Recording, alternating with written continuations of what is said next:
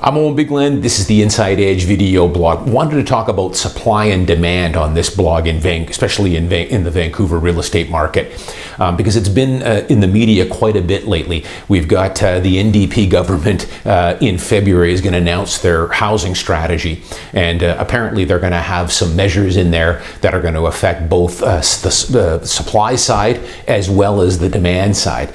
So just on that one, Premier Horgan is talking about, I guess, some more unwielding taxes to try and curb demand. Now, we've been down this path many times before. I've blogged about it many times before as well. Trying to curb demand is a very tall order, very difficult to do. Usually, if it does have any effect, it's usually temporary. It's a Band-Aid. And I tell you, I'm under the belief, maybe some of my viewers can comment on this, that I pay an awful lot in taxes. And I've talked about this before. I still find it very strange that there are a lot of people out there in Vancouver that want to take on more taxes. They just don't feel, I guess, they're paying enough, and let's have the NDP government tack on some more taxes. Bump up the PTT, increase the foreign buyers tax, increase the GST, restrict foreign buyers, you name it. Eliminate the 50% capital gains tax and make it 100% on the sale of any property. I tell you, only in Vancouver do you see people that want to take on more taxes. It's crazy in my opinion, but I do understand it because I've blogged about it before. It's a very vocal minority. These are people that don't own real estate that want to take on more taxes and tax the people that do own real estate. What they need to realize, though, of course, is that the majority of the British Columbians and people living in Vancouver own their own home. It's close to 70%. I would say of the 30% that currently do not own and are renting, the majority of them are getting ready to get into the game. They're trying to save for their down payment. They realize the benefits, the long-term benefits of owning as opposed to renting, and they're looking to get into the market. So it's a vocal minority that wants to tax the people that are already in the market, so that maybe they can buy in at a lower price. Now, just one more thing on that, and I blogged about it before. If people think that the government is on your side, is your friend, and is going to help you buy a house, you are sadly mistaken. They are not going to do that for you. There is no white knight coming down the road here. And it doesn't matter if it's the NDP or the Liberal government or the PC. The government is not your friend. If you want to get ahead in life, buy your first home, save for retirement, it's going to be up to you. Don't be looking for the government to give you a hand in any way, shape, or form. So I always talk about doing the mirror test. You've got to look yourself in the mirror and figure out a way to make it happen. People are doing it all the time, but the government sure is not going to make housing more affordable. And on that topic, again, as I drift off here, I'm already seeing in the news people complaining about the NDP government, how they're not doing anything to slow this housing market and make homes more affordable. I guess they thought they were going to solve all the problems in about 6 to 8 weeks. Folks, the majority of people own their own homes. Get that number through your head first. The second thing is, as we all know, real estate drives this economy. It is the BC economy. We pump billions of dollars every year into the property transfer tax alone. That money goes into the general coffers for schools, for roads, for diking, for police, for fire department. If they killed the goose that lays the golden eggs in the PTT and tried to bring down the housing market in any dramatic way, the economy will go down with it. So you have to remember that. Other topic I want to talk about, there was a report by a community college professor, I think a Kwantlen College professor, that came out with a report saying that the supply the supply issue is a myth, and that we are building plenty of homes for everybody. Now, as soon as I saw that report, and I've seen a few of these over the years, the first thing I always ask myself is, who is this guy and where is he getting his information from? What does he know that I don't? So after I took a look at the report, now I give the guy kudos, he tried. He's a community college professor that worked on this on his own apparently for the last 8 months or 12 months or so. But as expected, he doesn't have any real data on this. All he did really was take census numbers from Stats Canada on population growth and divided that by new home starts over the last 10 years and came to the conclusion that, yeah, based on that number, the amount of people coming into the province and total population compared to what were coming online every year as far as new builds, we should have plenty of supply. So let me debunk the professor. And again, I give him kudos for trying, but it's incomplete data and it does not tell the true story here. But on that note, I always love how the media, Vancouver Sun, Globe and Mail, CKNW, they just love to jump on this stuff. I've talked about it before, the biases that the media has to see this Vancouver real estate market correct. They cherry pick articles. And I've always been saying here, the truth lies somewhere in the middle.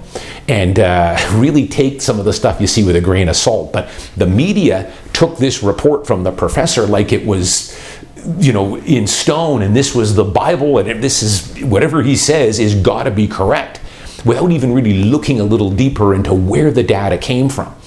So, you know, the data that he has, it doesn't take into account a lot of situations. So I'll give you some here from the front lines.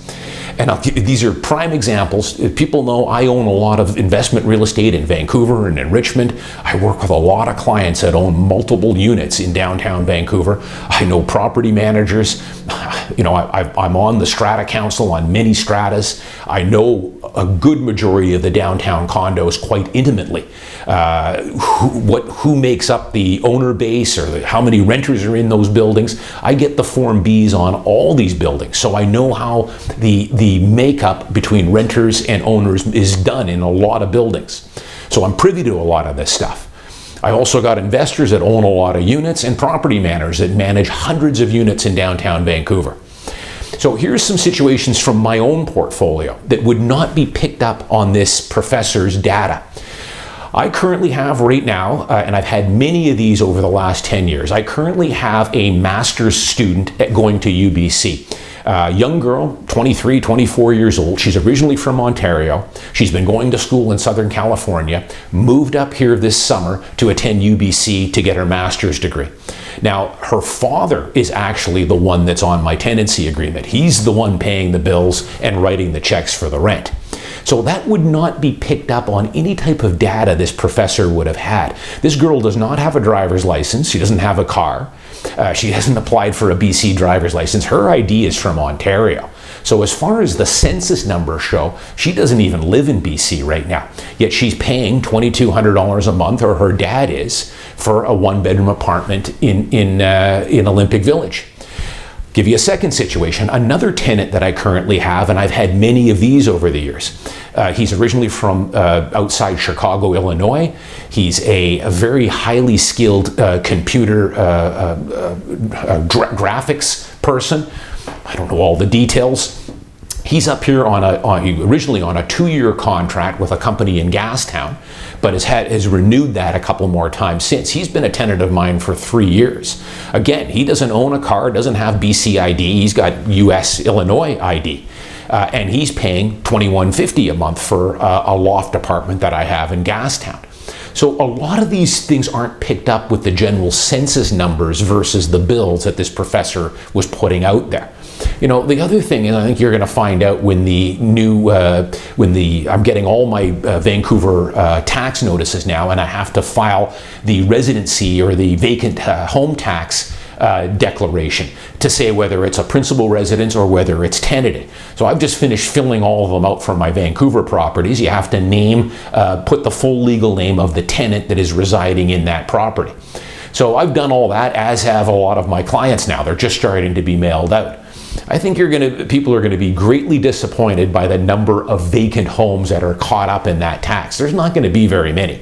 I think a lot of people think we've got thousands and thousands of vacant units in downtown Vancouver, and I can tell you we don't. And I've got a pretty good bead on this. I think I can speak with some authority on this. All my units are rented. All the dozens and dozens of investor clients that I've got, that many own multiple units, they're all rented too.